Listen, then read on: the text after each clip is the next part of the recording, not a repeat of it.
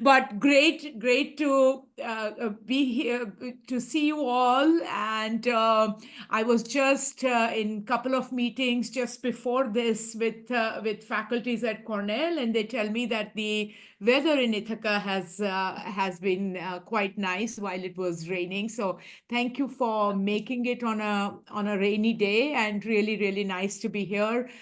Thank you so much, Professor Erika Steiger, for those kind words.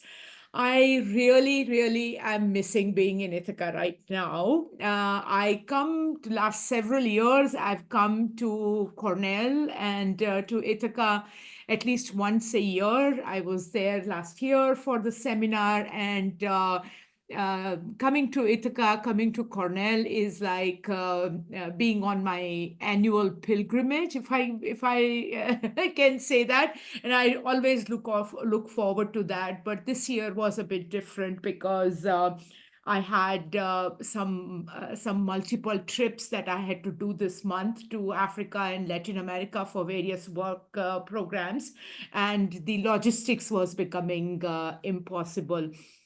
Professor Erika just said that I'm an adjunct professor at Cornell, and as a family member of Cornell, I would say, and let us all admit, that Ithaca is not the easiest place to reach logistically, and I often call it traveler's dream, and but a travel agent's nightmare, right? So apologies for not being with you today, but looking forward to seeing you in a few months soon.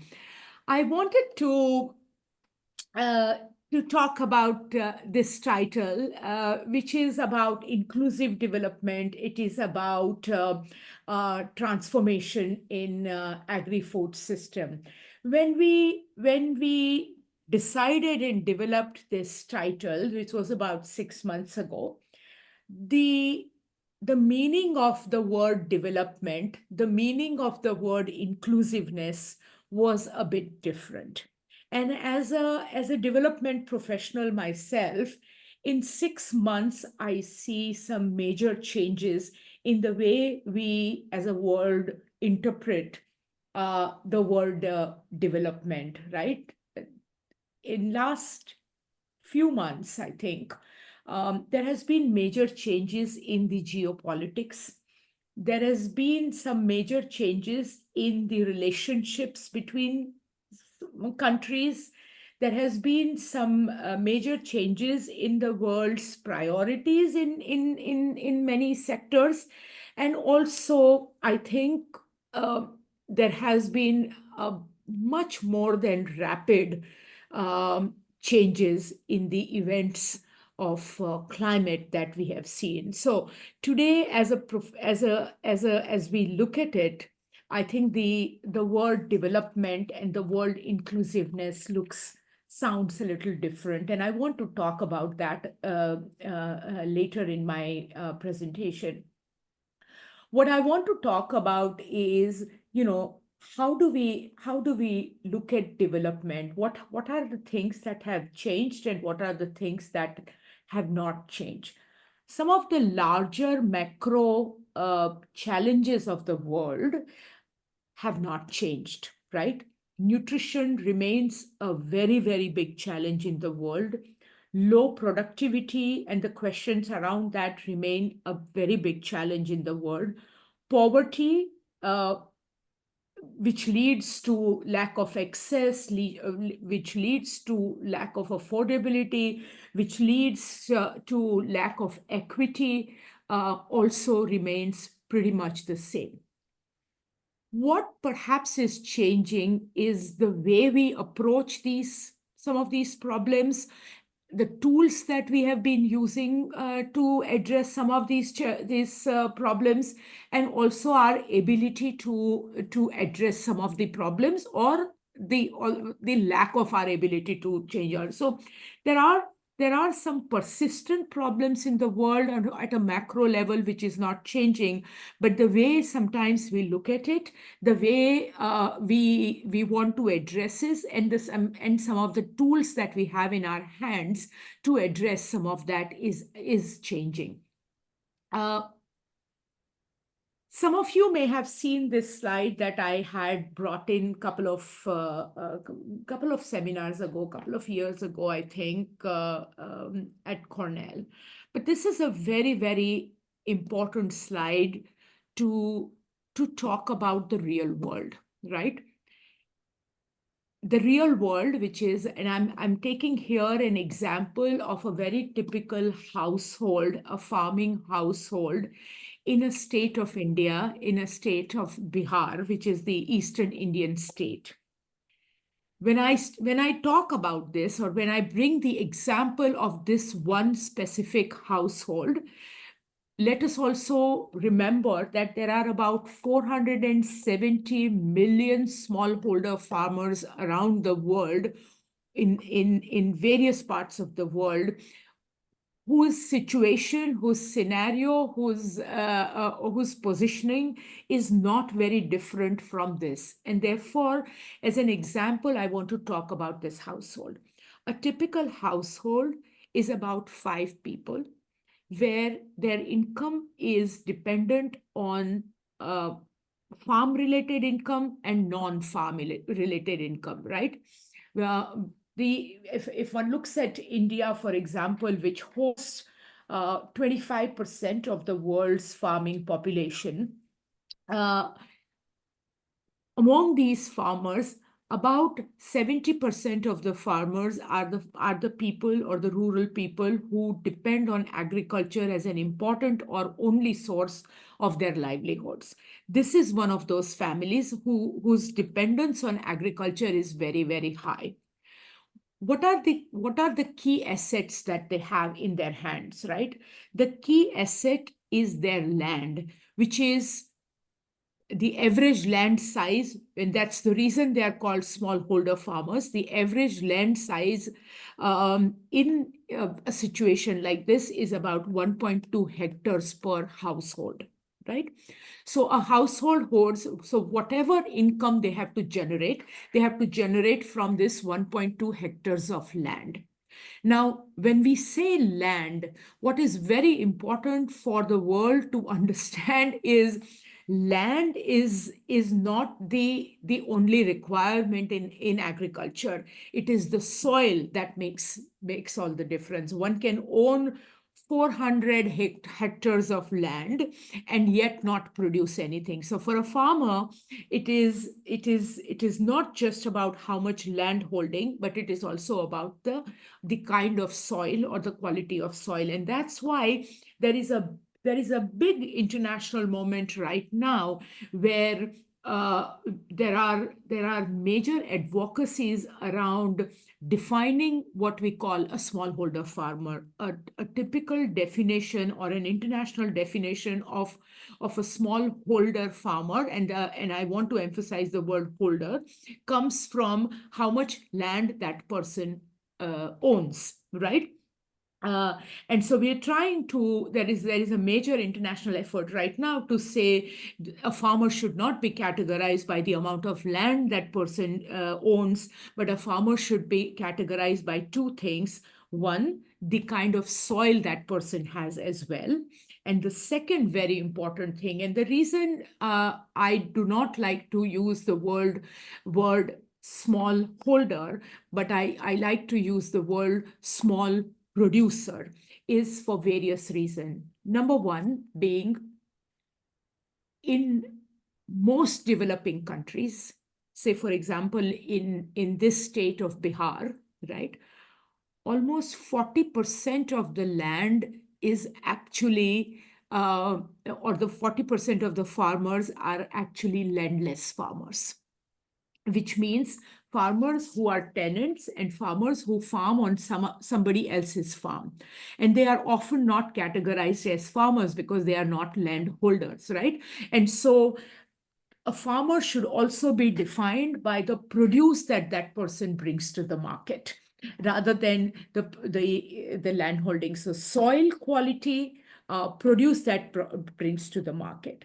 The second very important aspect in that definition is a woman's role in agriculture.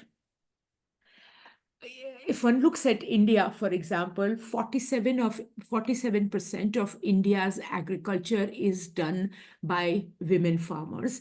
And some sectors like livestock sector, for example, about 76% of India's livestock sector work is done by women farmers. And yet, when one defines a farmer in a very classic sense, it is often perceived as a men farmer. And one of the fundamental reasons for that is because of of who owns the land, right? So only about 9% or less than 10% of India's land is actually owned by women. So what happens in this case is a woman ends up working in her father's farm and then her husband's farm and then her son's farm without being called or categorized as farmer. These things are quickly changing, but these are some of the real issues in terms of the international definitions of what we call it as farmers. So there are some of these. So this is something that needs to be kept in mind. The second thing, a very important asset for this farming household is their the access they have to inputs, the input to seed. For example, the seed replacement rate in some of these households, or typical seed replacement rate is anywhere between 15 to 38%, which is much lower than the international or the developed country standards of over 70 to 80%, right? So low inputs is one thing. Lack of electricity and some of the basic infrastructure is one of the other things. Lack of extension, lack of access to knowledge or traditional knowledge is another thing. So this is a very, very, very, very realistic picture of A, what a farm household looks like, and B, what are the assets that they have to be able to optimize their production system. The average annual income of the farmer is now close to about $1,300 to $1,400, right? Out of that, almost 80% of that goes into consumption patterns, which leaves very little for agriculture reinvestment. So let me give you an example, for example, of livestock sector, right? A typical livestock sector, say, for example, in a place like Kenya, over 80% of the cost of production in livestock goes in feeding the animal, which leaves very little for the farmer to be able to invest into any of the innovations like vaccine, any of the innovation like digital technologies and so forth. And so the profitability in agriculture is what really is what a farmer can reinvest.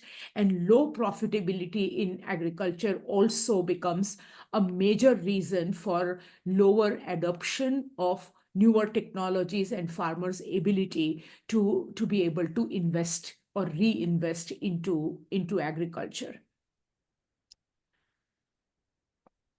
So predominantly, it remains a low input, low output production system, right? The input cost or the input excess or the input affordability is very, very low, and the output also is very, very low. Low output, of course, affects the income of the farmer, but the low output also, and one of the very important aspect that affects the income of the farmer is low access to better market or price realization. So it's on both sides. A, one is producing less, and B, whatever one produces does not get the optimal market. So that's a very, very realistic uh, farming situation. And we are, again, as I said, we are talking about 470 million such small holding or small scale producers around the world. The what is changing though is the farmers' ability and the farmers' willingness to bring in some of the technologies. And I wanted to bring some concrete examples of that, right?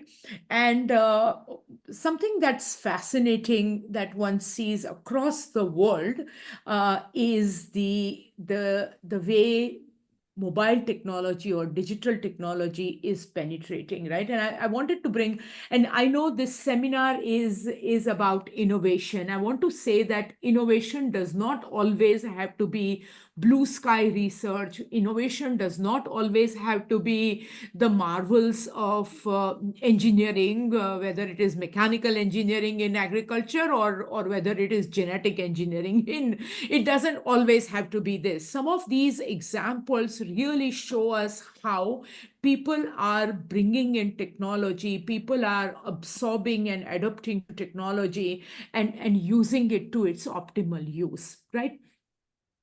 uh, Cell phones are becoming the perhaps the most important farming equipment these days. And it's just fascinating. I was in Togo in West Africa, and I saw a little temple or a worshipping place, and in the community, and the community had a little ceremony for a telephone tower, because they know that the network that that tower brings is almost like sunlight, and it is such an important part of their lives that they have prayers around that network. Because cell phones are so such an important, that connectivity is such an important thing. I want to bring three examples, right? Number one is a program that is running in a state in India, where there is a major program on small ruminant growing.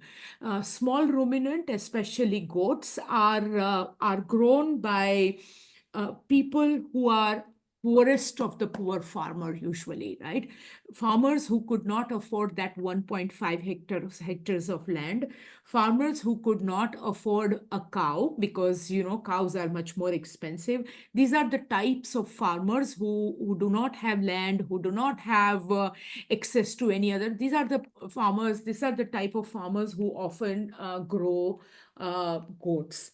Over 90% of India's goat rearing is done by women farmers, right? So it's a sector that's but on the other hand, the demand for goat meat is growing at the rate of 9%. So there is a demand.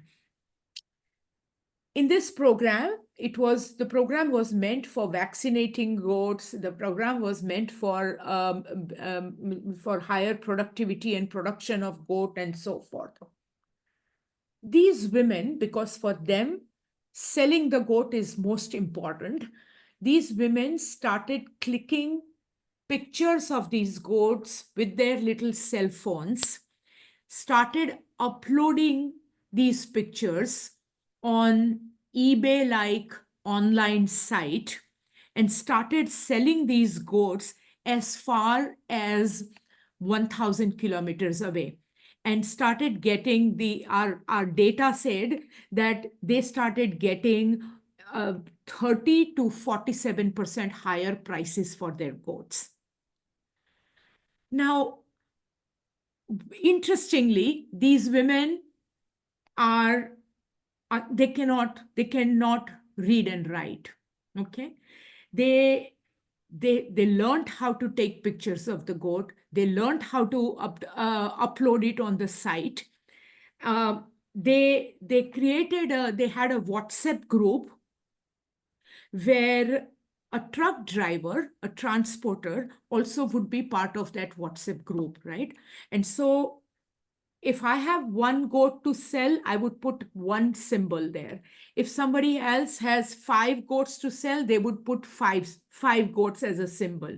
In that WhatsApp group, the moment that number of goats reaches to 250, which is the capacity of a truck, the truck driver, who is also part of that WhatsApp group, would bring the truck to the village. All those 250 goats would be uploaded on that or loaded on the truck. The truck goes to that optimal market that I spoke about. The goats are sold, and the money, like an M-Pesa model, is digitally transferred directly into the accounts of these women. It's just fascinating how people are using these tools, right? Uh, Farmer database is something that countries are realizing how important it is for for evidence-based decision making.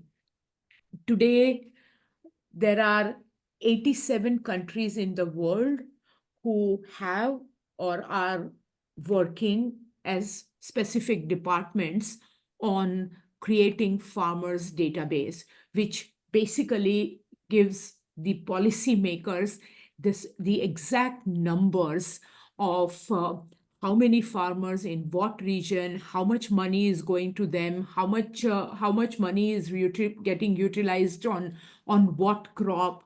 Which, by the way, in many countries like in South Asia, in many countries like Kenya, for example, we know that over 70% of the public sector money goes only to 5 commodities, which depending upon the country, but it's over 70% of the public sector money goes only to 5 commodities, which also means that there are such large number of commodities that does not get much public sector funding. That type of decision making, that type of right sizing is happening with the farmers database. Out of all these countries, 43 countries, the farmer database is actually farmer-led, where the farmers are putting in information through their cell phones to give it to to send it to the policymaker. So I think that interaction between the policy making and the policy need on the ground is increasing because of some of these technologies. Uh, it's very, very interesting how the online sale of agriculture commodities is picking up in developing countries, right? Now, these are some of the tools to that household that I spoke about. That's very, very important to them. This is a photograph. This is an example of a village where a young, usually a young entrepreneur who invests into buying a laptop, goes to a village. People around from the village gather around this person and they order seeds, they order buckets, they order toys. So this person does the online buying on behalf of the entire village. So it goes to the second village, goes to the third village. A week later, this person comes back and delivers all the goods. So there is a whole mechanism that is developing between for example, the Amazon type online services to and the rural areas where there may even not be electricity, but the online sales is happening because of these kind of things. And where there is no electricity, so for example, there are these young people. We've seen this in Sri Lanka, we've seen this in many other countries, where they have these solar panels that they put on a bicycle. A person goes to a village, and the service that the person provides is, because the village does not have electricity, but the village has 83% of the household who has mobile phones, for example. How do you charge your cell phones, right? And so this type of entrepreneurs would go with solar panel, uh, charge the cell phone for a fee, and be there, provide that kind of service. So it this kind of digital technology is the application of it is bridging the gaps that we've always complained about, the gaps of literacy, the gaps of connectivity, the gaps of lack of electricity and infrastructure and so forth. So yes, on one hand, there are large number of persistent challenges, but on the other hand, there are some amazing stories of hope, where how technology is being utilized at the grassroots level for addressing some of those problems. Agriculture, I think, will continue to remain one of the biggest levers for development, right? It's of course, because it's a source of food, but our dependence as a world on agriculture as livelihood has is is very, very important to and therefore any effort in development through agriculture is going to always be very, very important. It will continue to be very important. One thing to also note is, in developing countries, over 70% of the investments in agriculture are actually public sector investments. And therefore, again, reminding you of that diagram of that smallholder farmer, poorer a person, their dependence on policies is always much higher. And so often one wants to remind oneself that, look, science is extremely important. And we've often, in a conventional way, thought that, a scientist is only bothered about science and policy is not something that's very, but policy is probably the biggest scale up mechanism for any technology or any research to be disseminated on the ground. The reason I say poorer a person, their dependence on policy is higher, is because for that household, for example, their dependence on subsidy, their dependence on the government's irrigation policy, their dependence on the government's market agency is much higher. Private sector plays an extremely important role in any of these agriculture markets. But I think when it comes to small scale producers, the public sector remains the biggest investor.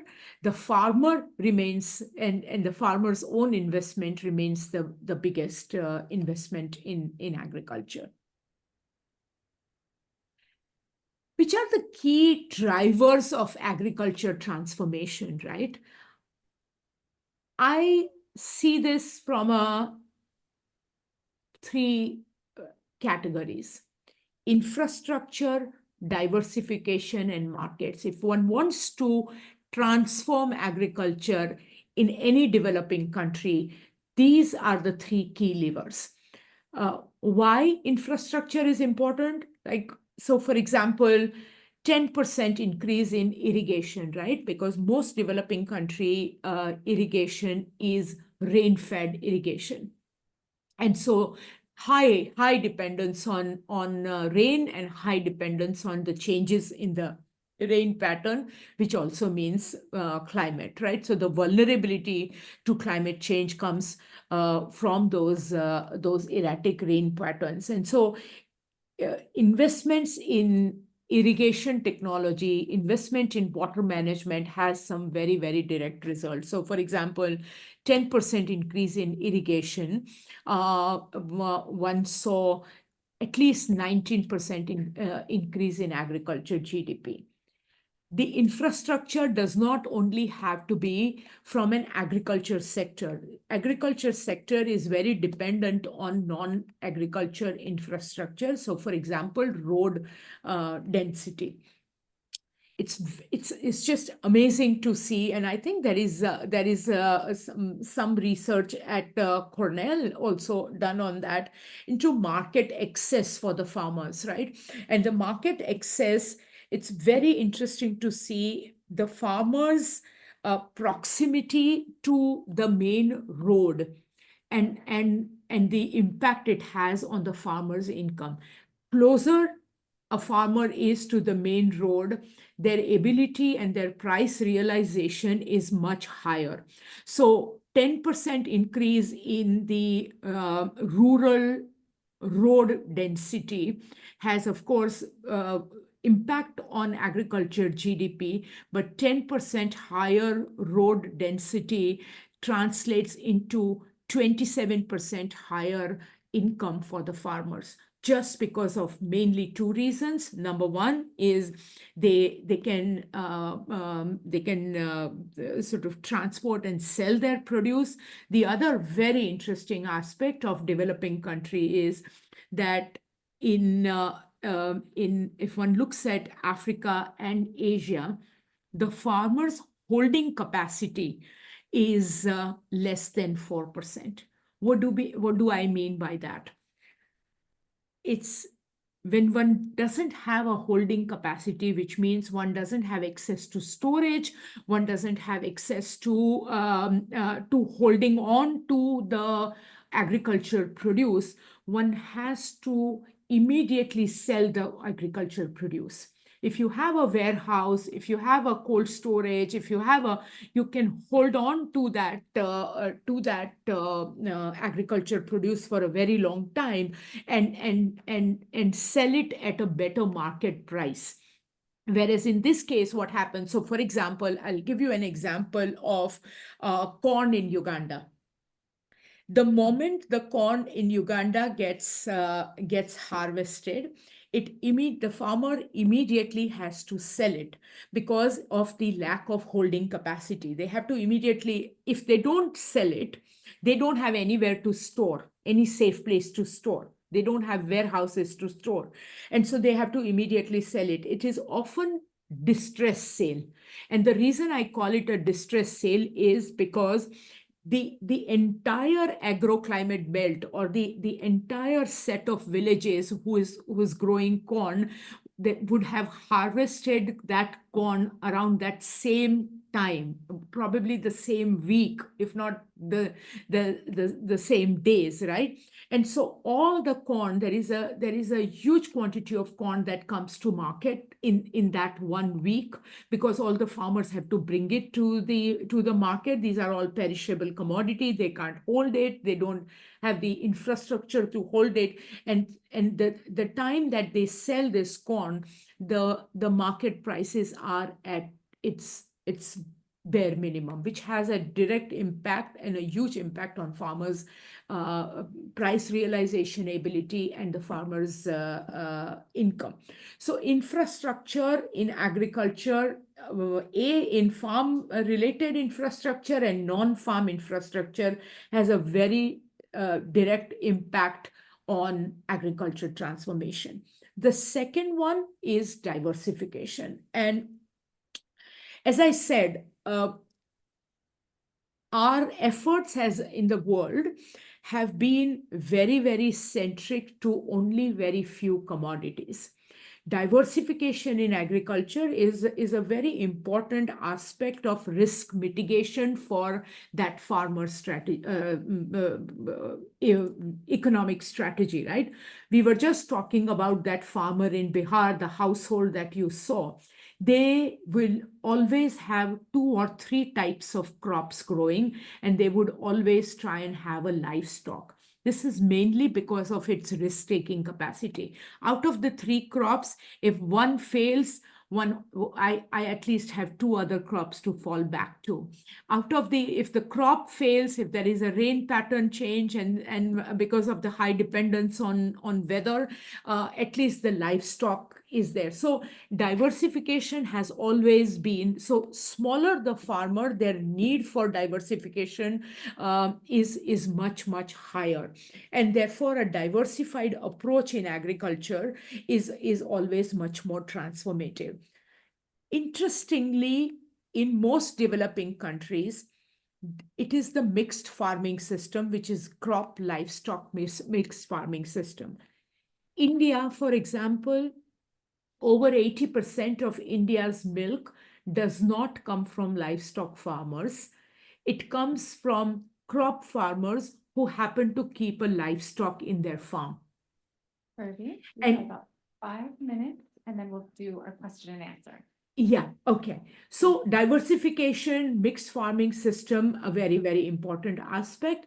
And the third one is market that I spoke about. Climate, of course, as we know, is a very important headwind to any of these challenges. The world's agricultural productivity doubled between 1970s to 2012, right? Productivity-wise, I think we've made good progress.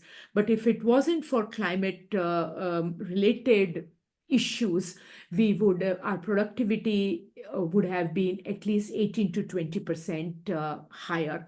So climate is an important headwind, and it is affecting the farmers directly. Today, as we speak, 2023 data, for example, 2024 data, at least 80% of the farmers in the world have witnessed one big climate shock per year, and at least 70% of the farmers in the world have experienced 2 big climate shocks per year. So this affects their ability to farm, their equity, and their productivity in a very, very big way. I'm going to skip through this.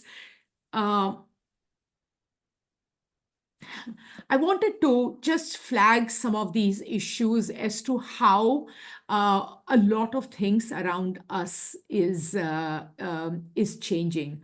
Climate, by its nature, is a very time-sensitive issue, and the speed and intensity to address some of these things is much higher, right? today, with the geopolitical landscapes changing, with some of our priorities shifting, with the typical aid structures changing, I think it is an opportunity, frankly, also for the countries to step up their effort, and the countries to build their capacities. And there are areas of hope, right? If one looks at Africa, for example, even if the climate finance to Africa is way less than what it requires. Last year, for example, Africa had $26 billion that was mobilized for climate-related work, which is, again, absolutely not enough, and it is not. But also, let us also look at opportunities, as it is not a trivial amount. Today, over 70% of African countries have their what we call it as the national adaptation plans. We as a world, and especially developing country, are moving from looking at climate as a problem that is yet to be diagnosed. There is a full realization of that, and the world is getting into the solution mode in climate. And there's where I think universities like Cornell can play a very, very important role. In terms of capacitating the countries, in terms of countries themselves getting a kind of a lead role in addressing their own problems, in bringing in innovations that are conducive to the country environment, and by leveraging some of the large moment that is happening, including digital technologies and some of the examples that we spoke about.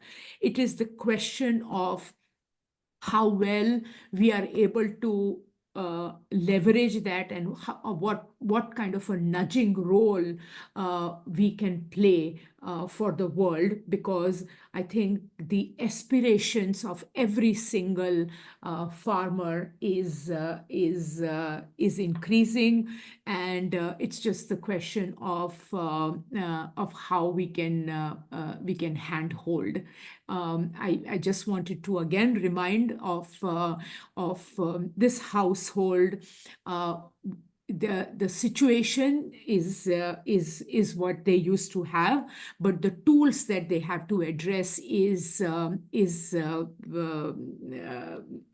getting better, and the role that we as an international community can play is to help them optimize on the tools that they have, and to help them and benefit ourselves by using these systems to scale the technologies that we develop in various parts of the world. Every sector, every person, no matter what sector one is working on, no matter what part of the value chain, no matter who the stakeholder is, public, private, working on agriculture, working on non-agriculture, working on health systems, all of them have something to contribute, because I think in the larger scheme of development, as the world is so integrated together, I think we all, every drop, every sector counts equally. Thank you. Thanks. Thank you so much, Purvi.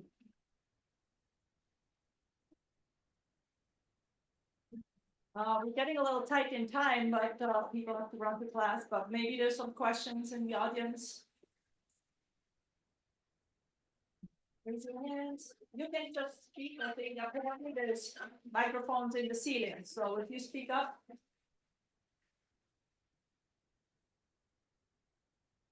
Anyone with a question?